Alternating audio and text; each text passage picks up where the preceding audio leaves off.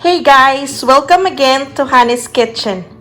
I would like to thank everyone who's always supporting me by watching my videos on my channel. Thank you for your love and support.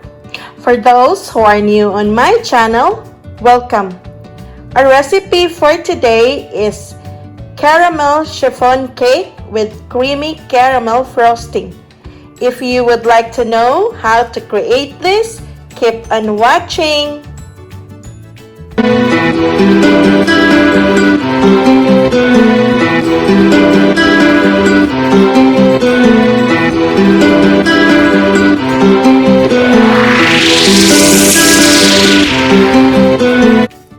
Okay, so let's get started. So I already separated my egg whites from my egg yolk, and then I put the egg white on a separate bowl, and then you break down your egg yolks, and then you add your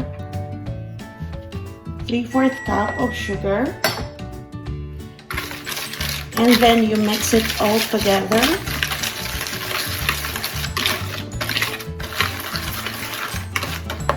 And then you add 1/3 cup of evaporated milk, 1/4 cup of vegetable oil, and 1 teaspoon of vanilla extract. Then again, you're gonna mix it nicely so all the ingredients will incorporate with each other.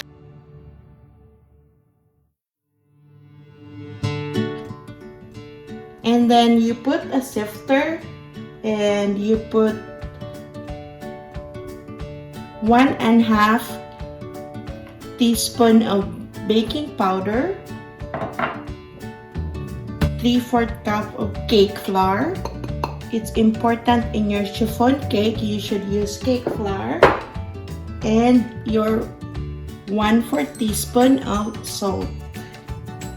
And then you just gonna sift it.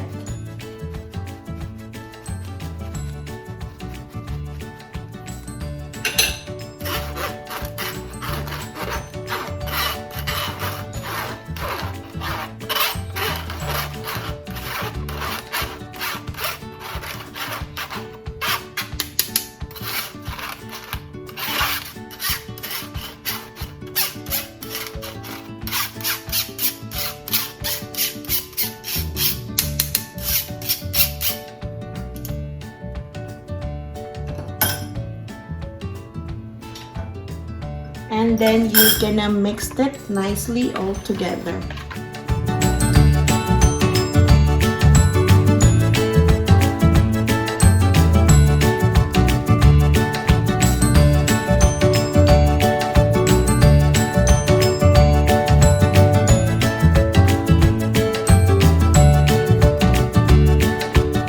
After mixing it nicely, we're gonna set it on the side and we're gonna work on with our meringue.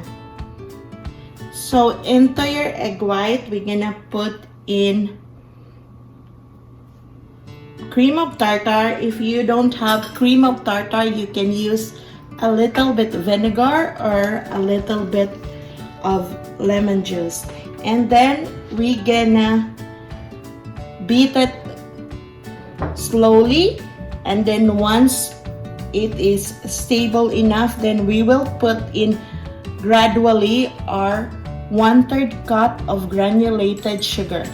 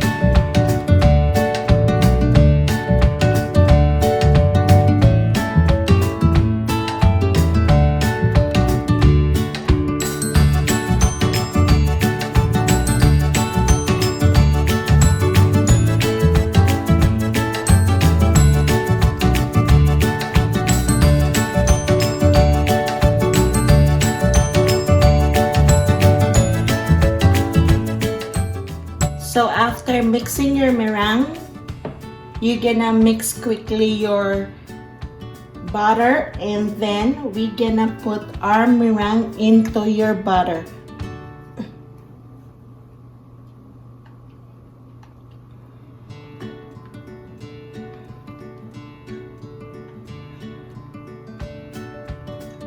In this technique, you always put the meringue into your butter because meringue is lighter and you don't want to ruin the consistency of it.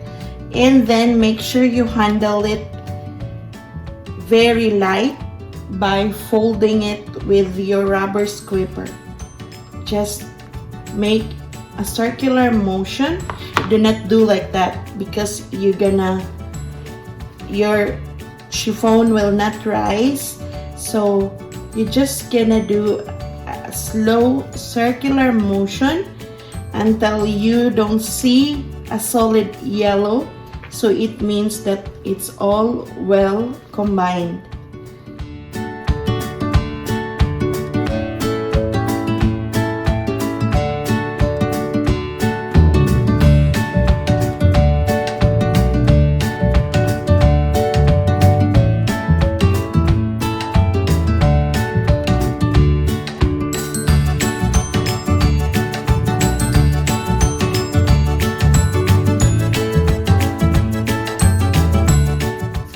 So I have here my baking pans and my parchment paper.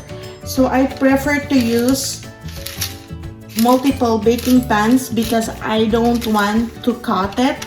So I want to divide it into this. But you can also use one baking pan and you just cut it into half since we are filling caramel frosting in between your cakes.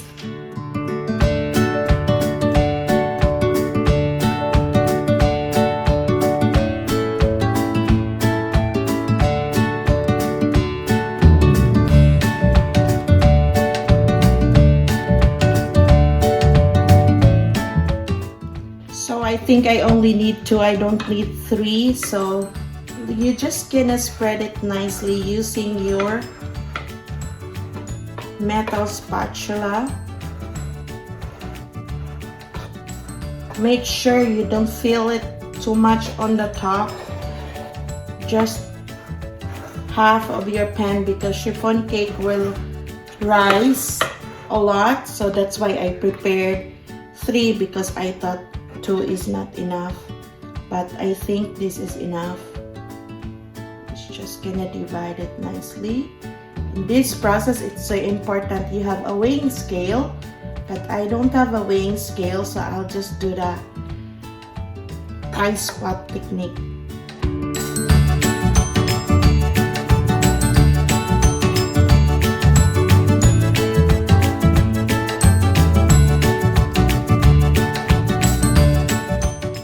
And then you're just gonna tap it one time to remove the air bubble inside your cake. And then we're gonna put it in a preheated oven at 340 degrees for about 50 to 60 minutes. You just take a look on it, but since I am using 2 pans, so it will be less 60 minutes. If I put it together in one pan, it will be 60 minutes, but I'll just keep eyeing on it. I'll put a toothpick. Once the toothpick came out clean, then your cake should be good. So I just pulled out the cake from the oven, and then you turn it upside down and you put parchment paper on the bottom of it. That's the very most important on chiffon cake also. Chiffon cake is a very delicate cake to handle, so you need to turn it upside down so it won't deflate. And then we will let it cool down completely and we will put it on the side. As of the moment, we're gonna make in our caramel frosting. So into a small bowl, you put in 3 large egg yolks,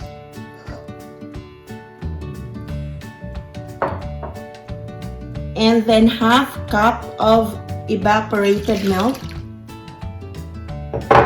You mix it nicely.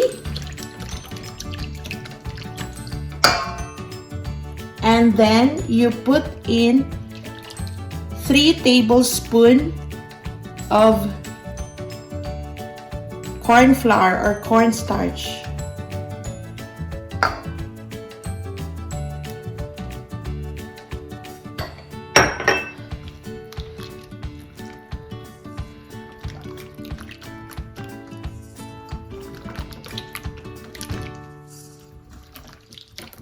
Set it on the side and we will start to cook in our caramel frosting.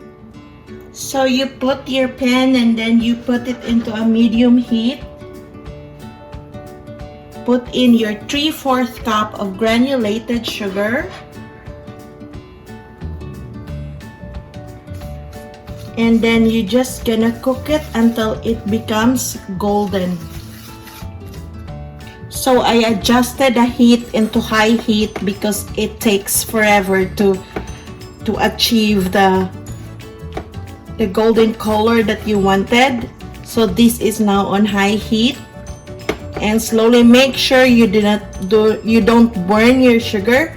It's just enough color that you wanted to achieve.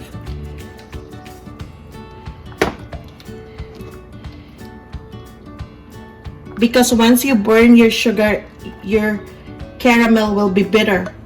And then you add 1/4 cup of hot water. See, I lifted it because it becomes too hot and I don't want to burn. We will adjust our heat into low.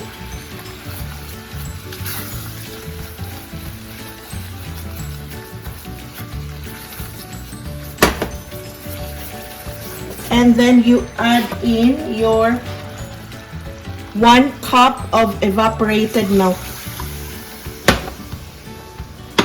Continue to cook.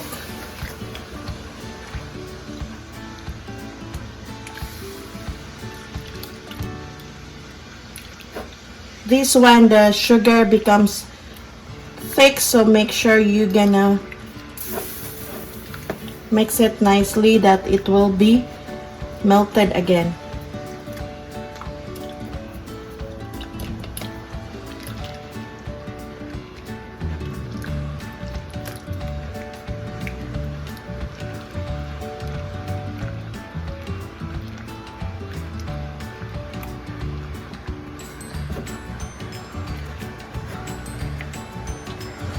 And then we will adjust our heat into very low.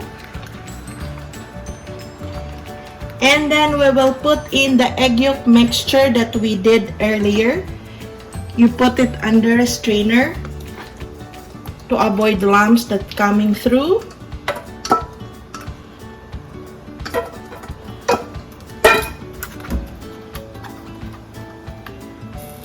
And then you continue to mix this in a low heat until your mixture will gonna turn thicker.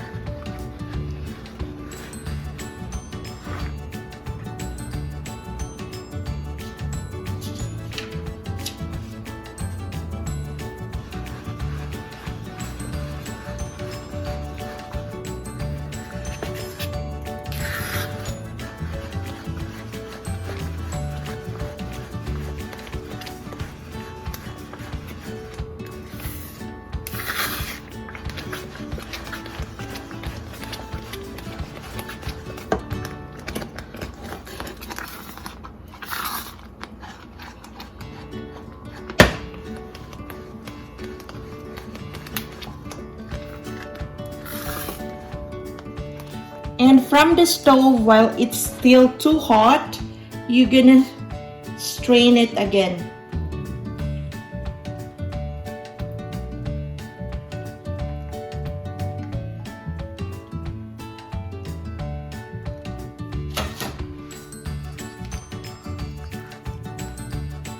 To make sure there's no lumps on your frosting.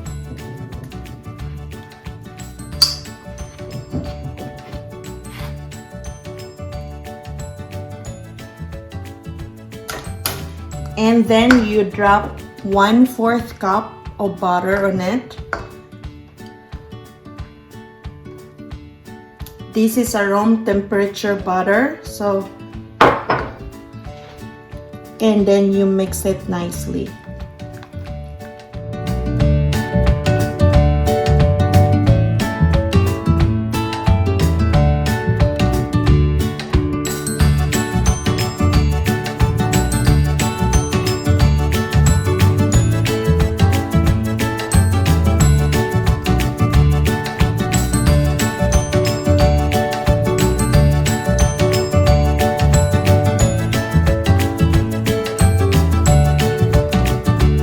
So make sure that your butter are all melted and well blended to your caramel mixture, and then we're gonna let it cool down for a bit, set it aside while we will assemble our cake.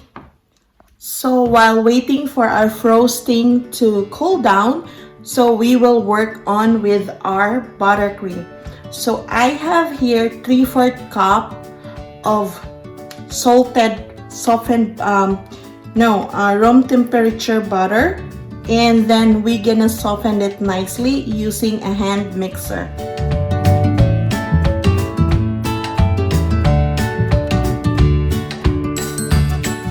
So once your butter becomes smooth and silky, we're gonna add in our 3/4 cup of chilled condensed milk. So I opened this earlier, and before starting with my chiffon cake, I already put this in the fridge to chill it nicely. And then you're gonna mix it again and make it smooth and well combined.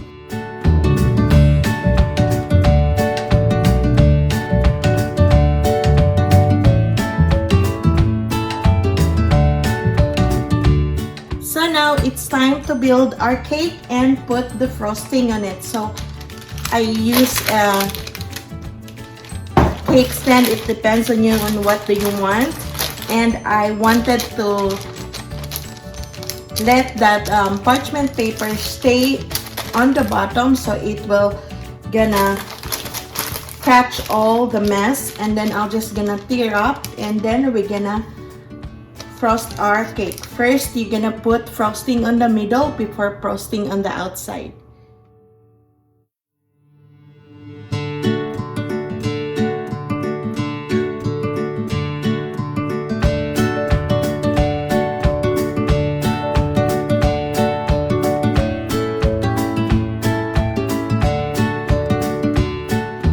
So after frosting it with caramel, I put it in the fridge for a bit because it starts to melt. So when you have that experience, just put it quickly in the fridge.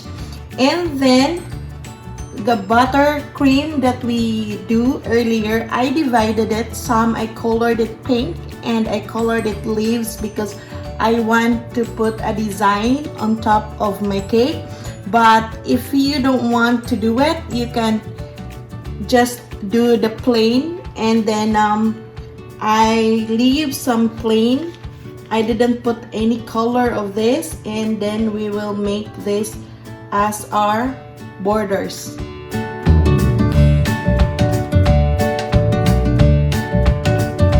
So you can just leave it like that, or you can add some caramel sprinkles on it, or you can, like me, you wanted to add more decorations, then you just add more of it.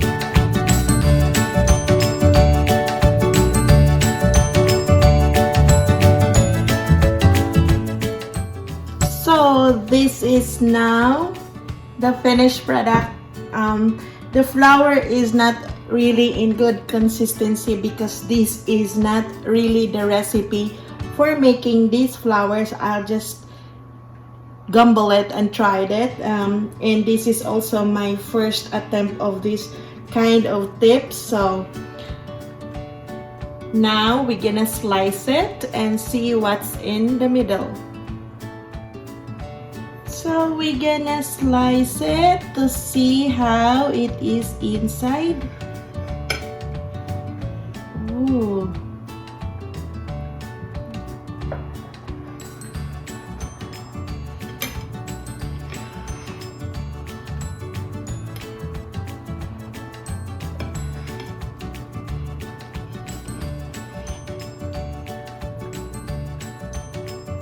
You can see that the caramel is in the middle. So, this is the finished product of our recipe today, the caramel chiffon cake with creamy caramel frosting. If you didn't catch up all the list of ingredients, I will write it down in the description below. Please don't forget to like and subscribe and push the notification bell so you will be updated when I will upload another amazing recipe. Please take care everyone, stay safe, stay healthy, have a good day, and I will see you again on my next video.